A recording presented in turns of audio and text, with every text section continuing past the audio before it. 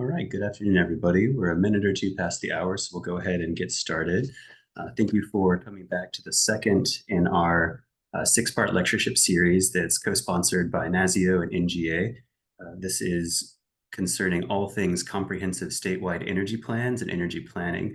So this is quite a meaty topic, so we've decided to tranche it out over 6 months and hope to really get into the nitty-gritty of how you do statewide planning.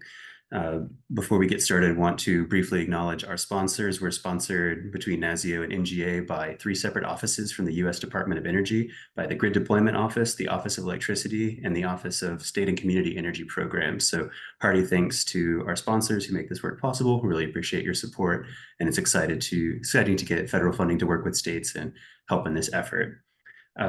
Just to kind of refresh memory, since it's been about a month since we last convened, in our kickoff webinar, we heard from several states on how you actually start the process of energy planning, either through legislation, administrative orders, executive orders, the kinds of resources and approaches that some states are taking, and some kind of tips and tricks on how to kick that off, how to deal with legislators, how to create new organizations and begin this process. And so really for today, we wanted to get into the next phase. So now your governor, your director of the energy office, been tasked with creating these statewide energy plans. And how do you go about doing this very labor intensive, heavy lift? And what kind of oversight or governance structures are built into this process? And so we're going to hear from 2 states today, North Dakota and Washington State, in that order, really talk about the councils that were formed in and around their statewide energy planning, how those interacted with the energy office, with the governor's office, perhaps the legislature, other structures of state government, and really just how you ensure that governance is appropriate, that is using the resources laid out well, and is taking into account, the statewide footprint of these types of plans. So we have an excellent panel that I'll go ahead and briefly introduce now before turning over to them. So we have from North Dakota, Rich Garman, the director of North Dakota's Department of Commerce. We have Tom Oakland, the Energy and Economic Coordination Office Manager from the North Dakota Department of Commerce. And we have Dr. Glenn Blackman, Director, Energy Policy Office in the Washington Department of Commerce. So really excited to have you here, gentlemen. Appreciate you taking the time to chat with us this afternoon. Before we get into the real meat of the discussion, a couple of housekeeping notes. We do have a website with the first webinar recording up and ready to go. I'll drop that into the chat when I go off camera in just a moment. And also, as we're listening to our 3 panelists speak, if you have questions or things jump to mind, go ahead and put them in the chat. That way, when we get to the question and answers section at the end of this webinar, towards the end, we'll have those queued up and be able to pose them directly to our panelists.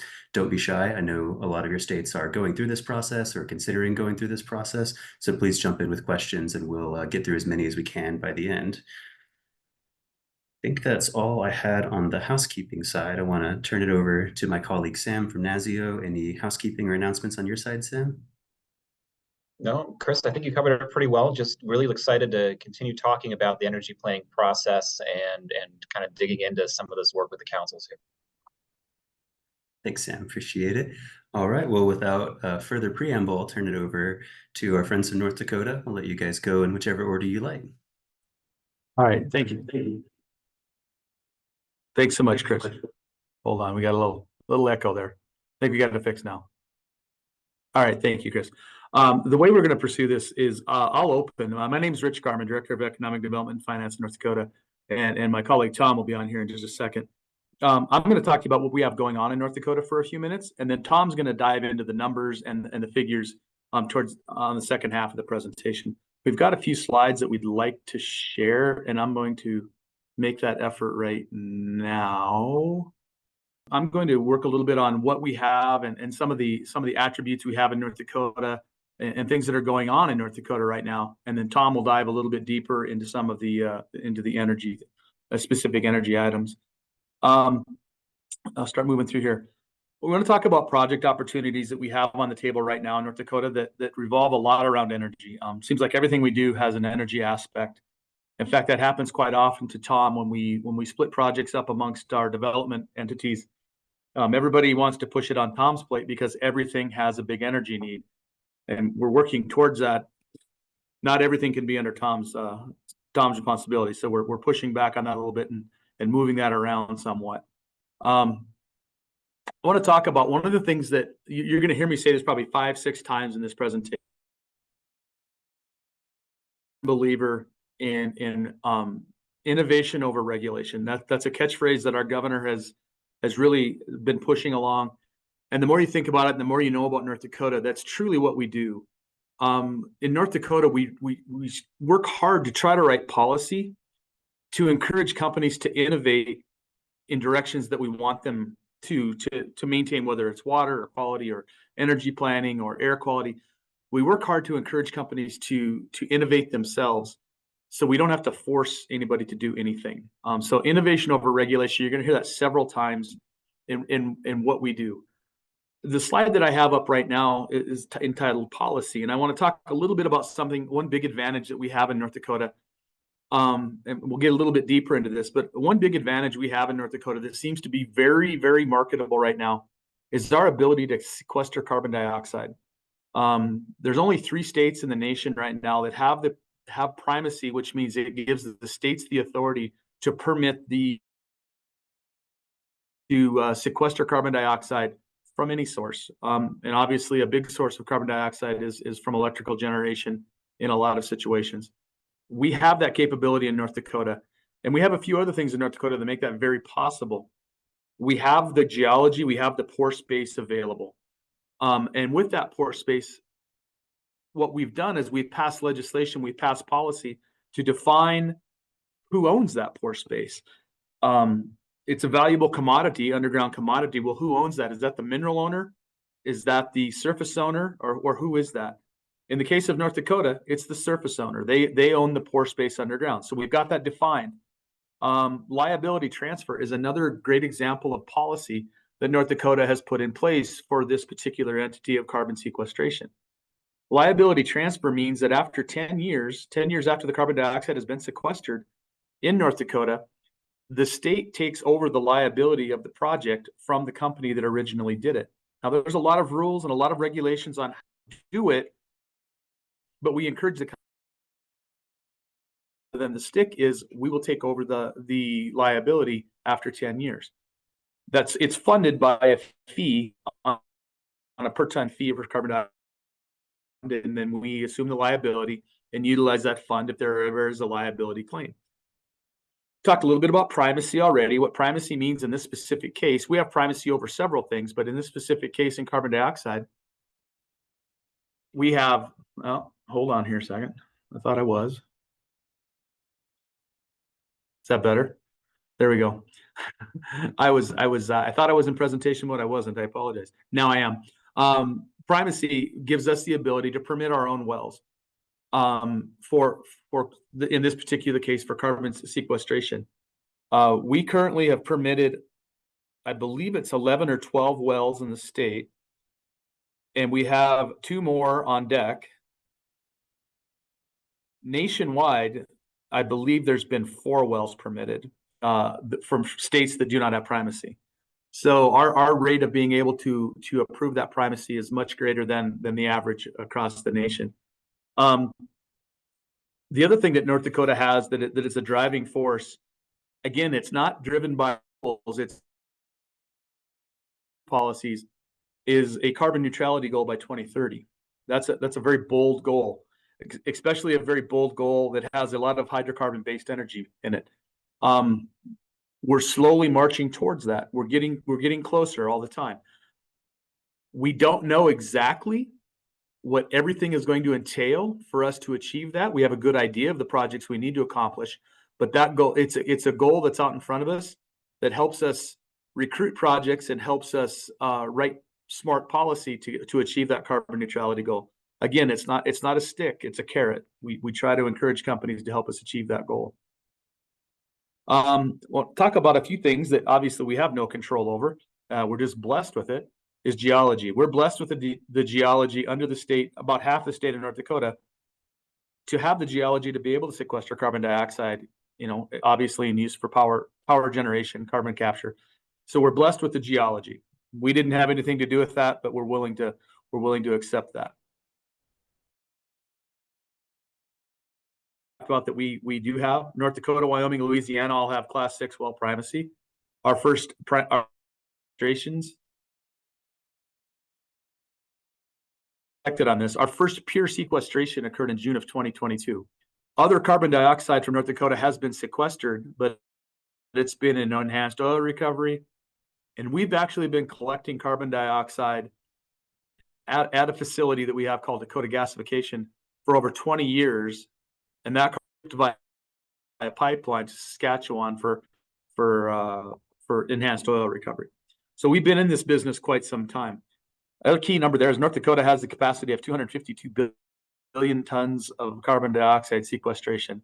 There's a few statistics out there that's, I don't remember even, it's decades worth of sequestration capabilities under the state. Another thing that we have in North Dakota that is unique based upon our population size. We have a small population in North Dakota, 800,000 people, a little less than 800,000 people. We joke about 1 degree of separation in North Dakota, kind of smile. You know, we play the game of, do you know this person or do you know that person? And the bottom line is yes, and there's a chance that you're related to them as well in North Dakota because we have a very small population. But what that does from a preparation standpoint for projects is we have very easy access to officials. If you need to talk to Public Service Commission officials, the governor's office, State Water Commission, name the agency you need to talk to if you're bringing a project in, Transmission Authority, Pipeline Authority, we generally can make that meeting happen in a matter of days, if not hours. If the opportunity presents itself, we can put that together quickly. So that small population and a small degree of separation is very advantageous to companies that want to come in and develop in North Dakota. Quick response from regulatory agencies. We talked about the response on Class 6 permits. That level of service extends upon every permit or every regulatory agency that we have out there. We measure our response time in weeks or months, not years. And I think that's true of every agency we have. The agency that Tom and I both work in pride ourselves on a concierge level effort of service on virtually every project we work on. We will be your expert guide through North Dakota policy, and we do that. Again, you see my policy of innovation over regulation. We'll leave that where it is. Not just briefly, I want to bounce through some of the project opportunities that we have out here, most of which are very energy intensive. And then Tom will talk about our opportunities to bring energy to the forefront. We've got hundreds of projects on deck. Nebulous number on what's actually going and what's not. But at our best count, we've got hundreds plus projects on deck and over $60 billion in capital investment working towards investing in North Dakota. Many of those reasons are our carbon policies, our carbon neutrality policies, and our ability to offer that to the energy sectors. But again, energy is, innovation over regulation is another big reason is we don't try to over-regulate the companies that want to land here. Oops, sorry about that. Some of the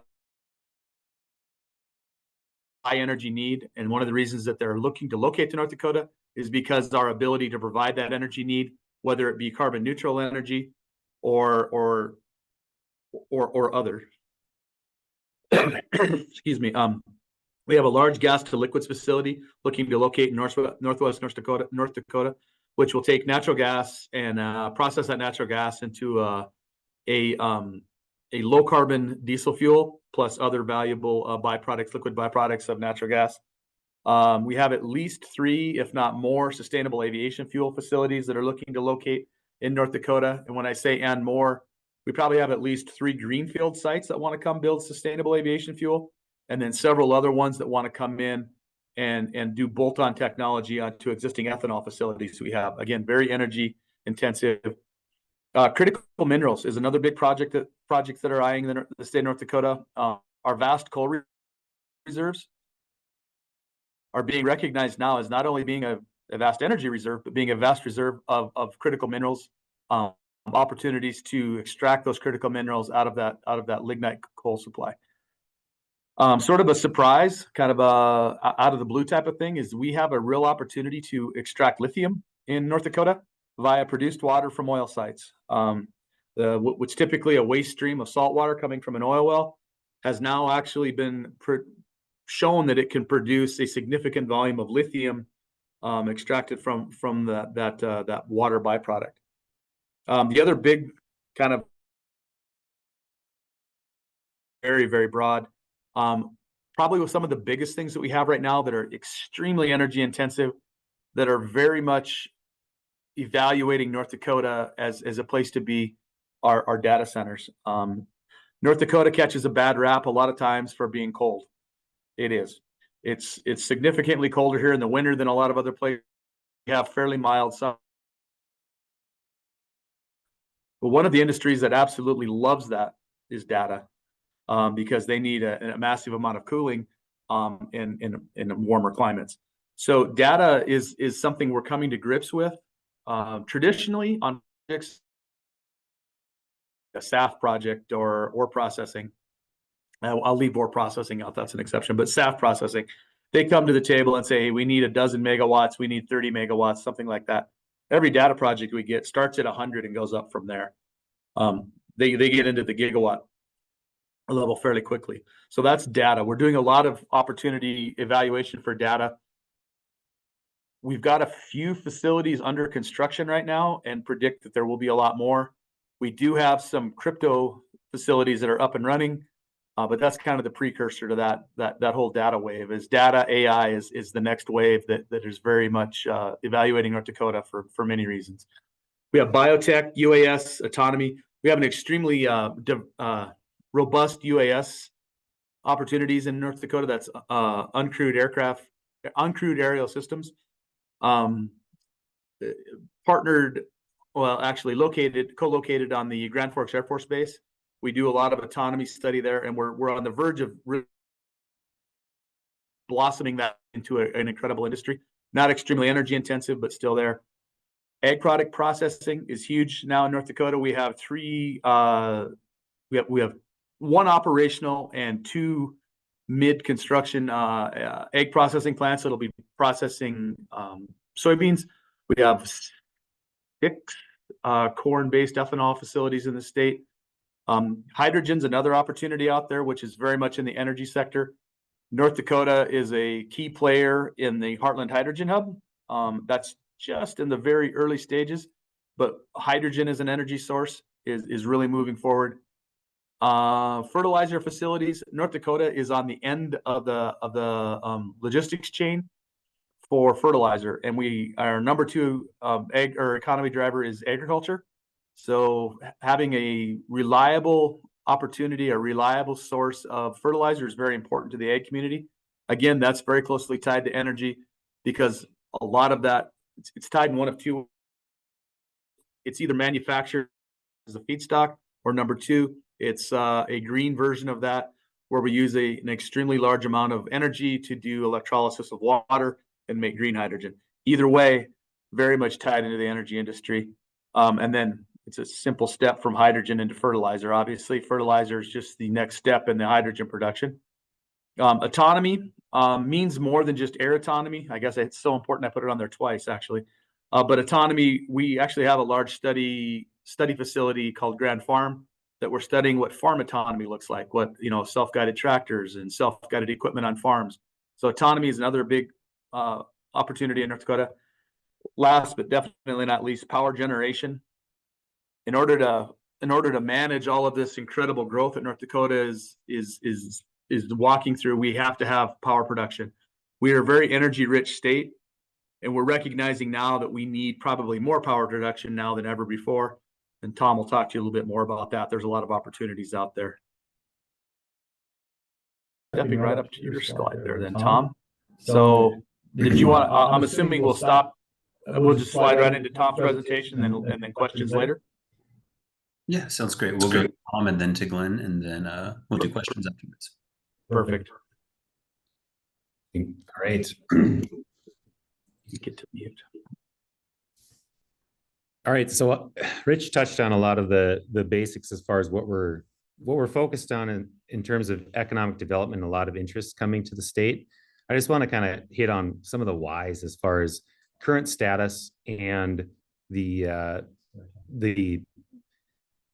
where we're at as far as our production and consumption numbers. So right off the get-go, I just want to really hit on the fact baseload power is such an important part here in North Dakota. Last year, we had roughly 40% of our megawatt hours were produced from wind and hydro. So significant portion coming from renewables, which is great.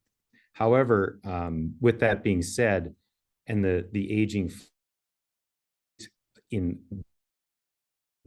there's a large amount of growth, and that growth and consumption is going to have to be met with more generations. So one of the big concerns we have going forward is making sure that we enable companies to build out more generation. And I guess one of the catchphrases that we've got out there is talking about the energy transformation.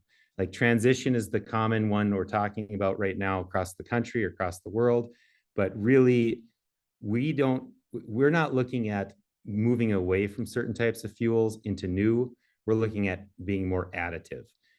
With the growth estimates out there, I know just recently SPP came out with the indefinite end of 4.5% per year growth in consumption need. And with that being said, you can move on to the next slide here, Rich. Baseload in North Dakota is aging. We've got many coal-fired power plants, for example, and the average age of those coal plants is well over 40 years old. So with that, we're looking at ways of building out new generation, and not just in the wind industry, which has been a big growth in the last 15 years, but trying to get more on the natural gas side as well. You can hit the next slide. So here's a quick map just looking across the country of the coal capacity, and we've all read it. We've seen the charts from system operations and so forth. The coal plants across the country, there's many of them that have a retirement date set. And even though that might be 10 or 15 years down the road, one of the big concerns would be, how long does it take to build a new baseload generation site? Next slide. So here's the current status right now. This last year in North Dakota, we are producing over 40 million megawatt hours of energy. However, with that being said, we are also consuming nearly 70% of that within the state. And our generation from 2022 to 23 actually went down. Some of that could just be related to the amount of wind and the capacity factors there, but also the fact that some of the coal plants were retired as well. So we actually went down in generation, but meanwhile, our consumption went up by nearly 13%. Those numbers are something that we're looking at closely and want to focus on how to enable more generation going forward. Like the project list that Rich just went through has a lot of large energy users, many of which are natural gas directly, but some of them are needing a lot of megawatt hours, data being the number one. Next slide, Rich. So this next slide shows same. You can see our growth rate has increased overall over the last 13 years, but our consumption, especially in the last 3 years, has rose dramatically. So this growth rate is somewhat scary when you look at how many power plants are coming offline. So we want to really focus on the fact that we need more going forward. I actually have this stat in here. This came from I think it was a NASIO call recently. Georgia Power threw out the stat that their growth across their entire area they provide power to rose by 82%. Well, I shouldn't say rose by 82%. 82% of their new growth in the past few years was just due to data. And so that trend is only increasing with the move to more AI and more data centers needed. So long term, what are we looking at?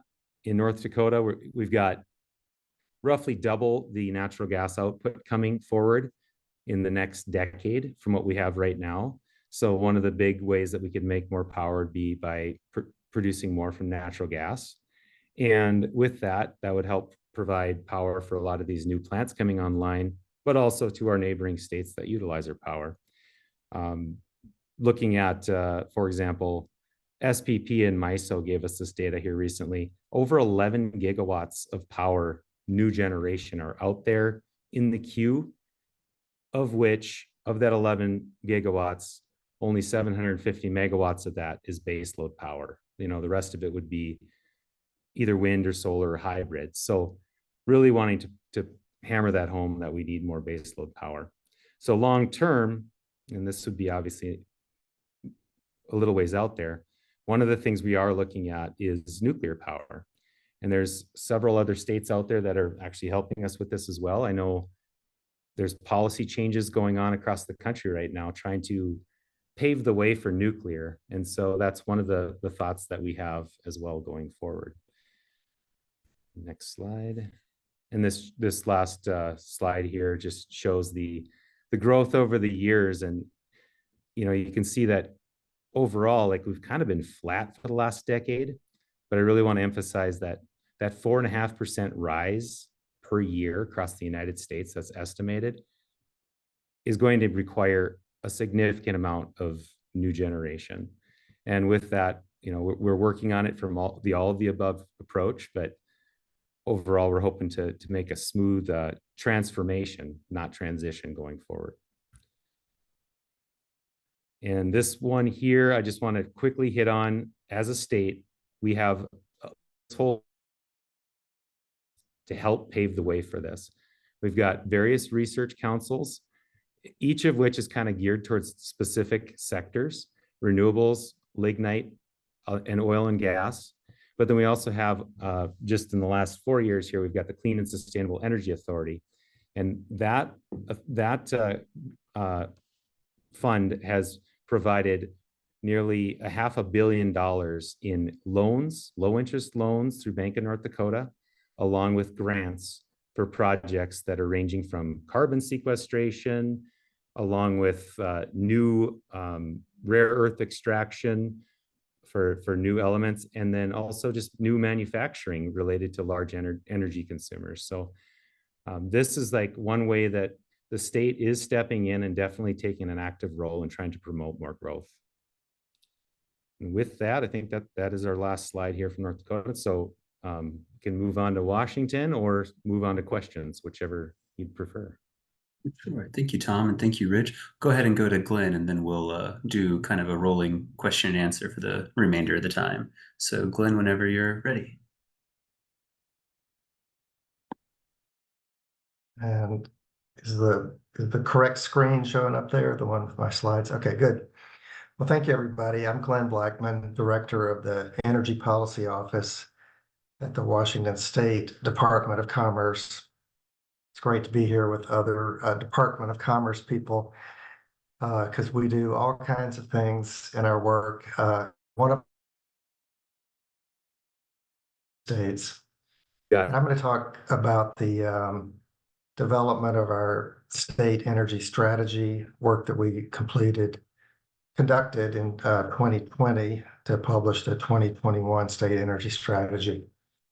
And because I'm going to be talking about kind of process, governance, things like that. I want to, before I get into that, just say a little bit about the product itself, because we do think it was really a great product that helps people in our state and maybe even beyond that figure out how to think about and do something about some really important issues that affect our country and our world. So this is just one slide from the state energy strategy that shows the vision as of 2050. There's a lot more that goes into it before that, but it just, and then I've got the link to it. So I'm hoping that it's intriguing enough that you might, later when you have some time, look at the full product itself. But in the meantime, I'm going to get back to governance of developing the plan itself. And so for us, that starts with the statute that authorizes the Department of Commerce to produce a state energy strategy. and it gives us objectives or principles for us to use in that. These three that I list here, I would say are kind of the core ones about affordability of service, competitiveness and availability of energy to support our economy, and then consistency with our state's greenhouse gas obligations, ones that we've established for ourselves by the legislature. And for the 2021 strategy, the legislature was very specific about developing a strategy that was consistent with the clean electricity law that it had just enacted and with an update to the greenhouse gas emissions limits. So those ground principles really helped us develop a state energy strategy without, say, having to, kind of rediscuss, well, should we, aim for a 20% reduction or a 40% reduction in emissions? Is 100% clean electricity a good idea or not? That was already answered. We just needed to come up with a strategy to implement that. There are that have been added over the years. So we were rich in principles, but the ones that I've listed here in the first two bullet points are the ones that we focused on primarily. The legislature also said some things about how we would go about doing this. It says that the Governor Inslee, would appoint a chair of the advisory committee, and I'll talk more about that committee here in a minute. But so it carries some significance, to have a gubernatorial appointment for this. Governor Inslee actually appointed two people to be co-chairs. One was a business person from the clean energy sector, and then the other was a longtime leader in the environmental sector for the state. Provided a really nice balance. I mean, some people will probably look at that and say, well, it doesn't include everybody, and it doesn't, but it does provide some balance between environmental objectives and business interests. It also authorizes us to set up technical committees, which we actually chose not to do in this strategy. And instead, we just did a lot of small group type work without formal technical committees in the different sectors that were covered in the strategy. And then it requires extensive public involvement throughout the development of the strategy. That would be a given for us in any case, but it is part of the statutory direction. So I want to talk now about the advisory committee, because that was something that I think was of particular interest in terms of this webinar. Our advisory committee is, it's a statutory list of entities who are to be selected. It includes legislators, House and Senate, Republican and Democrat, one from each. The caucuses appointed those. Often it was the Energy Committee chair, but in some cases it was someone at that chair kind of assigned that job to. And then we had government representation in there, a lot of different energy providers, and then some consumers and different types of stakeholders and trusts that were represented.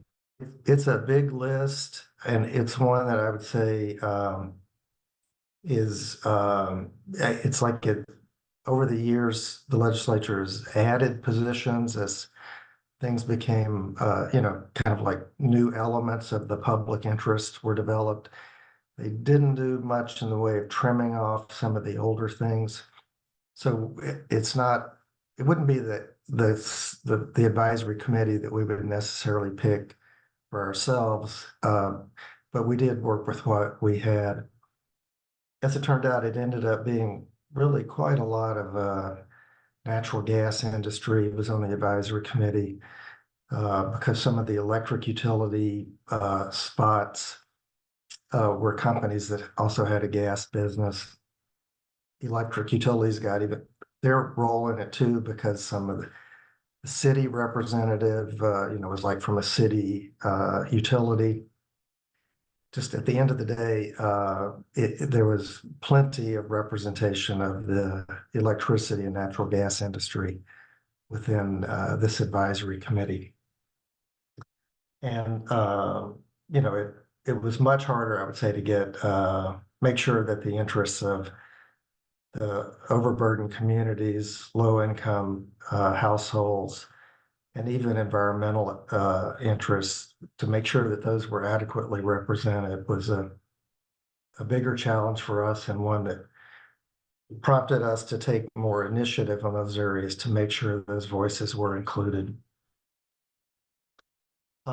In terms of some practical considerations for the advisory committee, it turns out it's hard to pick 27 people, even if the legislature gives you the list of, the kind of the slots for the different people, trying to figure out, well, of the 14 different rural electric co-ops, which one are we going to put on the committee? And which farmer wants to be the agricultural representative? It turns out it's hard to get a farmer to come to these meetings. We ended up with the executive director of the Potato Commission, and we were happy to have him. Figuring out who to appoint as co-chairs and working with the governor's office to get that decision made, it took a lot of work. So it ended up actually taking us a few months to figure out all the different members of the advisory committee so that we could then actually get them together. We also realized that we needed to make sure that we would do a good job of kind of care and feeding of the advisory committee. So we contracted for facilitation services that was specifically for themselves and to support the advisory committee members and the work they were doing. It was a separate engagement that we had from the more technical consultants that we hired to help us with the analysis and the preparation of recommendations and things like that. And then we used the advisory committees kind of as the vehicle for public involvement. We were able to make presentations to the advisory committee that were open to the public. When it came time to get public feedback, the members of the public were able to present their comments to the advisory committee. It gave the public kind of, somebody to speak to specifically and personally in the form of these advisory committee members. We also established early on kind of whose strategy this was going to be at the end, that the advisory committee members weren't going to be asked to endorse the strategy. It also meant they didn't get to decide what was in and out of the strategy. The strategy was the department's work product, and the advisory committee provided advice and input to that. However, they also deserve their own voice. And so through the facilitator that I mentioned before, we provided the opportunity for a separate advisory committee report. So that provided an opportunity for people to, if they had a particular emphasis or concern, they could express that through the advisory committee report. And if you go to that website that I showed before, you can see that that report exists alongside the energy strategy itself. And then I wanted to talk a little bit in terms of governance about what happens after the strategy is done. So as you can see, I just skipped over the big part in the middle where we actually do the strategy and, what might go into that, because, I'm here today to talk about more of this procedural part. But when we were done, we submitted. And since then, it has become just part of the currency of energy policy in our state. It's frequently mentioned in budget documents and legislative proposals to, like in intent sections, it may be, as the energy strategy says, dot, dot, dot. Or if it's in a budget provision, it might say that we're supposed to develop a program using this money and do it in a way that's consistent with the state energy strategy. Our law also provides for updates every 2 years of the strategy. This is a mechanism that helps us refresh the energy strategy and remind the ever-changing body of policymakers in our state about where we are on the energy strategy.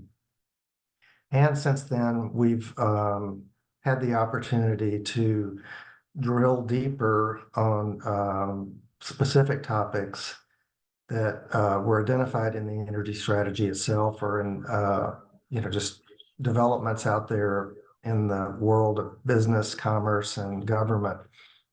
So that, like, we did a much more detailed transportation electrification strategy. We recently hydrogen that take that as a starting point, the state energy strategy, but then go into more depth on a particular subject area.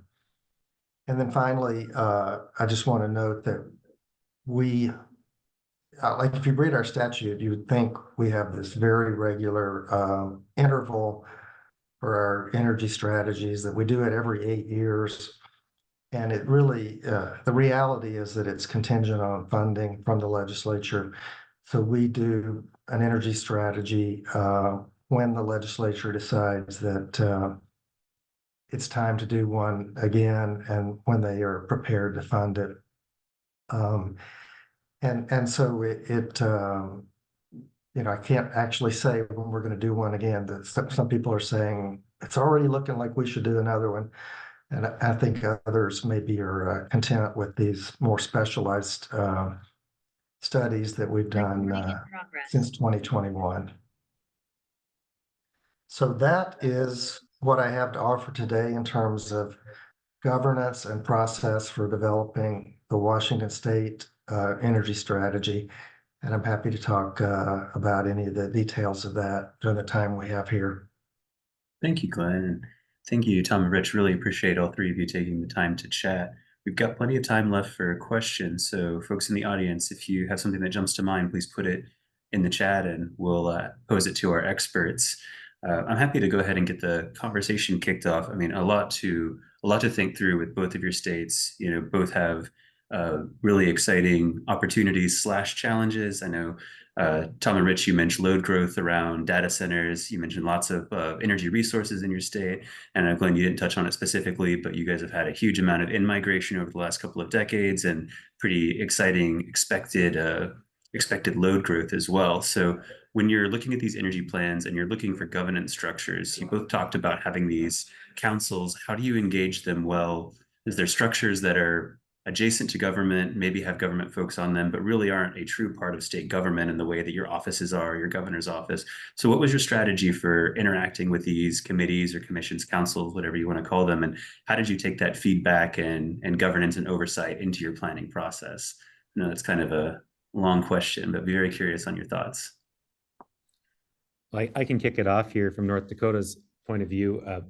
So what we've got set up is the Industrial Commission, which is chaired by the Lieutenant Governor, and also the Department of Ag Commissioner as well is involved in that. And the Industrial Commission is above the councils that I had listed on the slide. So you've got the lignite energy for our coal industry.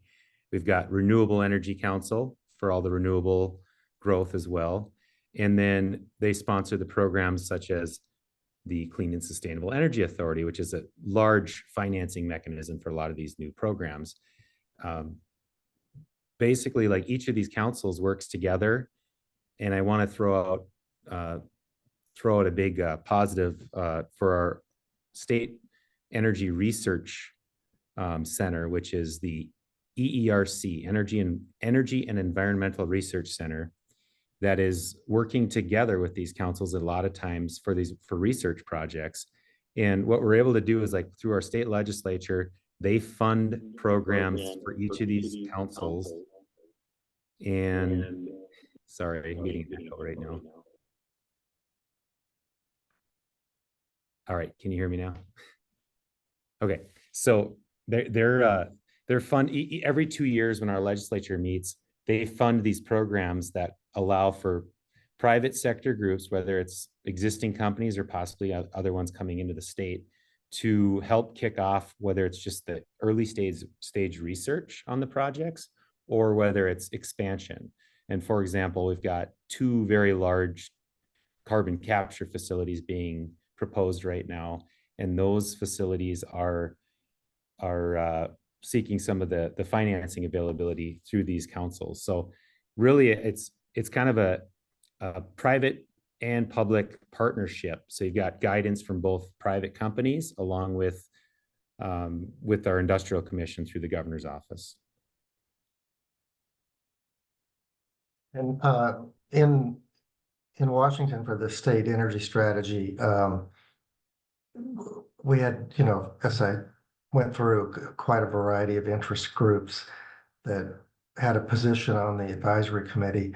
But then we also went frequently to those groups themselves. And so they're not state organized committees the way Tom is describing in North Dakota, but the like trade associations and environmental advocacy groups would we'd have comment opportunities where they could submit written comments or suggestions on a draft that we might have produced.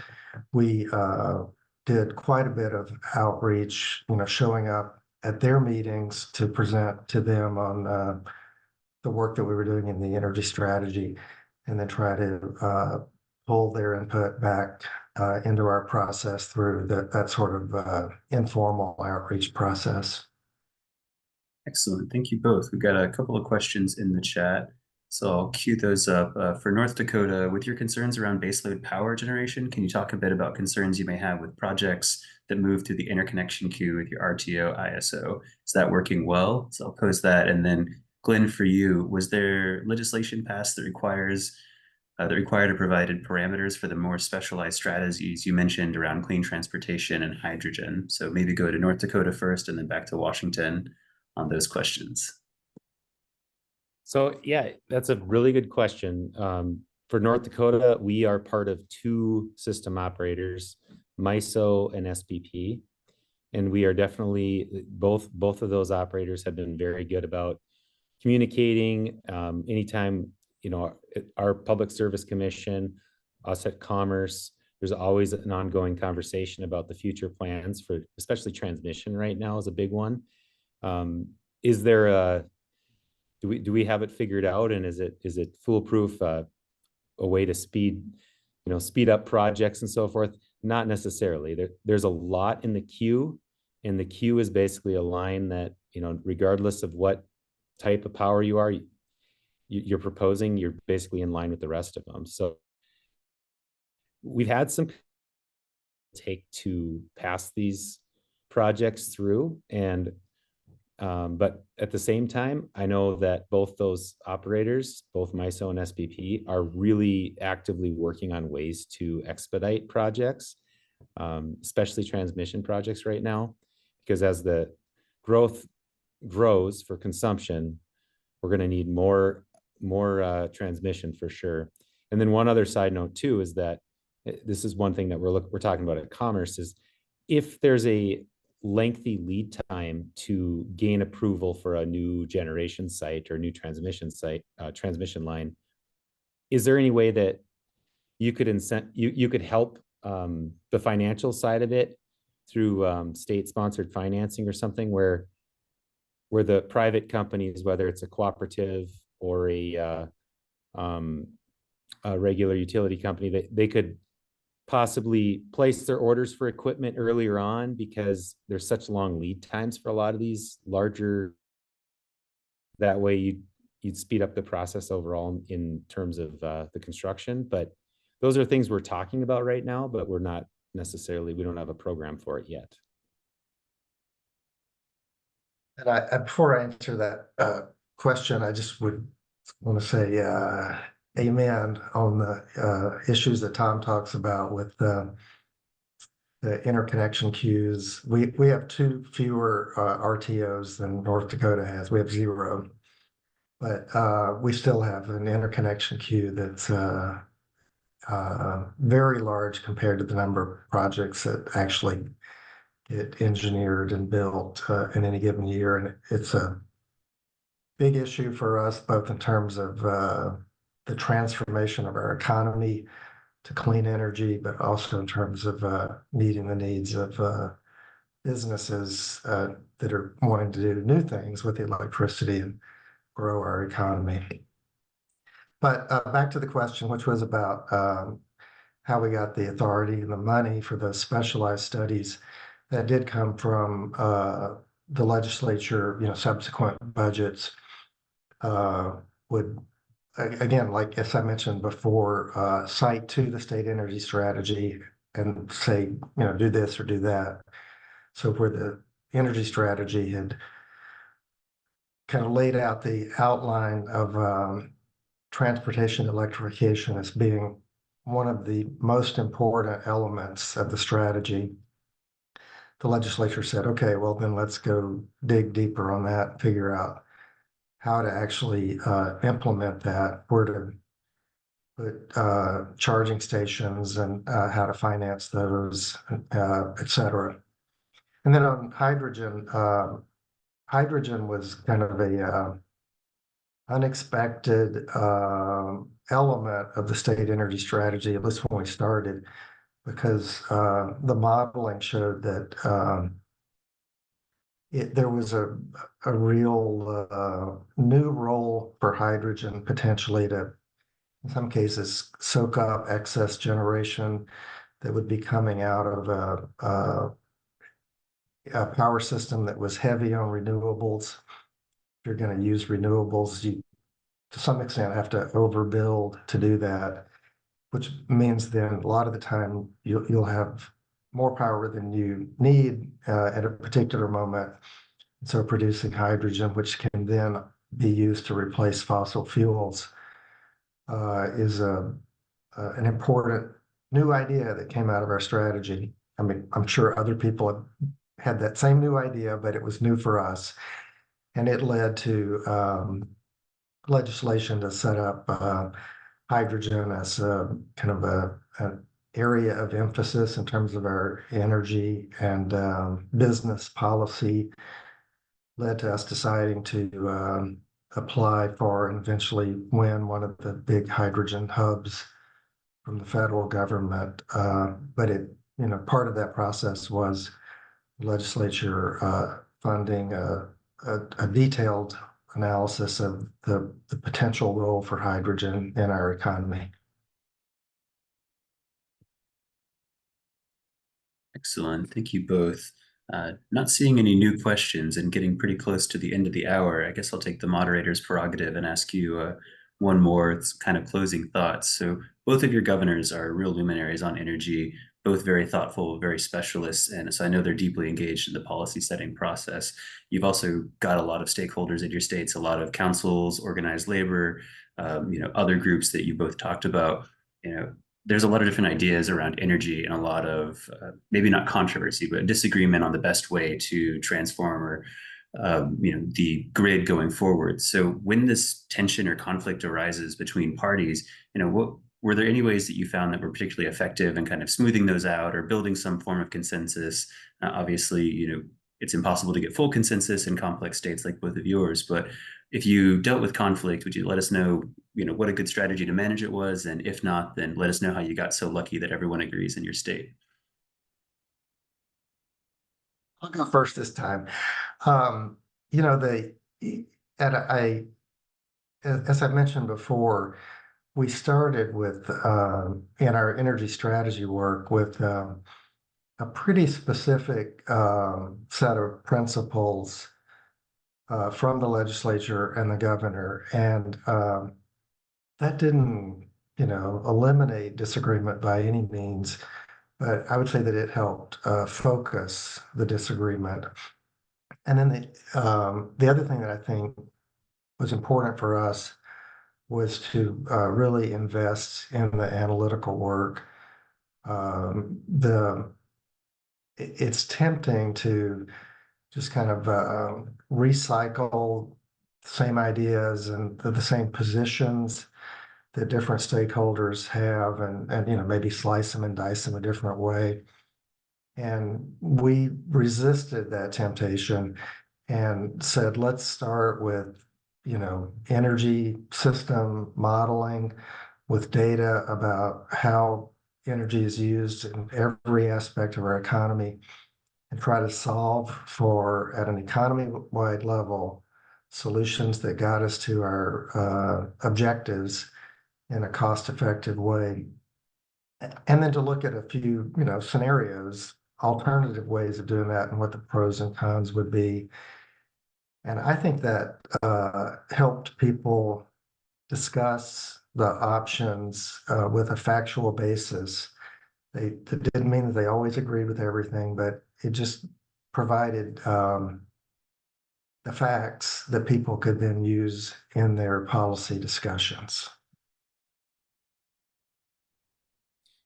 I would say, as far as the approach we're going with here in North Dakota, education for the public would be number one. There's a lot of different opinions. You're never all going to be on the same page by any means, but just having everything transparent so that whatever questions the public has, there's an answer for it, but also just more engagement with communities, because the not in my backyard mentality it's everywhere.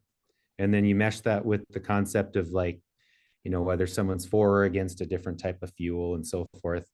There ends up being a lot of very strong opinions one way or the other, but trying to lay out the benefits that the energy industry is providing. And then I'd say also tying that with how it helps out other industries. Like for us, agriculture is number two. Energy is number one by dollars, I guess you'd call it, but I'd say agriculture is number one by people, by land mass, and so forth. There's so many farmers and so much food production in the state.